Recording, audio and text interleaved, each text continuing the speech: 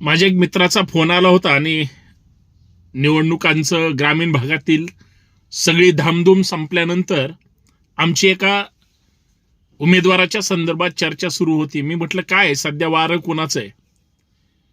तर तो सांगत होता की सध्याच्या राजकारणामध्ये कोणी कुणाचं राहिलं नाही वगैरे वगैरे. मी म्हणलं मग जर राजकारणामध्ये नीतिमत्ता आता सगळ्या लोकांनी सोडून दिली, पण हीच लोक आपल्या कुटुंबात सुद्धा असं वागतात का?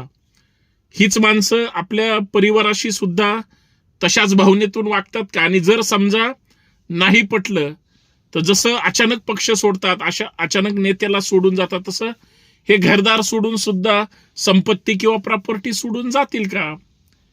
आता तो मित्र वकील होता आणि काल वकील डे होता, त्या निमित्तानं आम्ही आपलं सहज गप्पा मारत होतो. तो म्हणला ज्या गोष्टीसाठी स्वार्थ साधला जातो किंवा ज्या गोष्टीला प्रमाण मानून सगळे चुकार धंदे किंवा चोऱ्या माऱ्या केल्या जातात, ते पैशाशी निगडीत किंवा काहीतरी मिळवायचंय म्हणून. राजकारणामध्ये सुद्धा लोक जे जातात ते काहीतरी 4 पैसे मिळवायचे म्हणून. म्हणलं मग तू जो आता म्हणलास की मग हे घरदार पैसा अडका सोडून हे लोक जातील का? तर असं होणार नाही. कारण सत्ता आणि पैसा आणि खुर्चीसाठीच ही लोक जसे कुठल्याही थराला जातात. कुटुंबातल्या लोकांना जर सोडून जायचं असेल तर वेळ प्रसंगी माणसं सोडतील, म्हणजे कुटुंबातल्या सदस्यांना सोडतील किंवा आई वडिलांना सोडून बायका लेकरांना घेऊन विभक्त राहतील. पण संपत्तीचे वाटेकरी होण्यासाठी ते काही करतील. संपत्ती सोडून कधीच कोण जात नाही, आणि जो जातो तो फार मोठ्या मनाचा असतो, आणि मोठ्या मनाची माणसं सध्या कुठंही पाहायला मिळत नाहीत.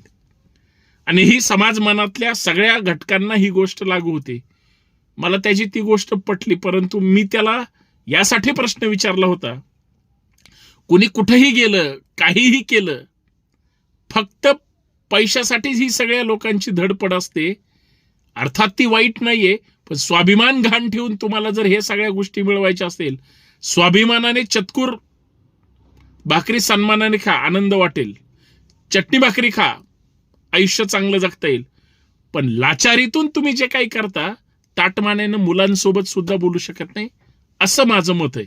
बाकी तुम्ही सांगा, आमची चर्चा बरोबर आहे की माझं मत? धन्यवाद. जय शिवराय.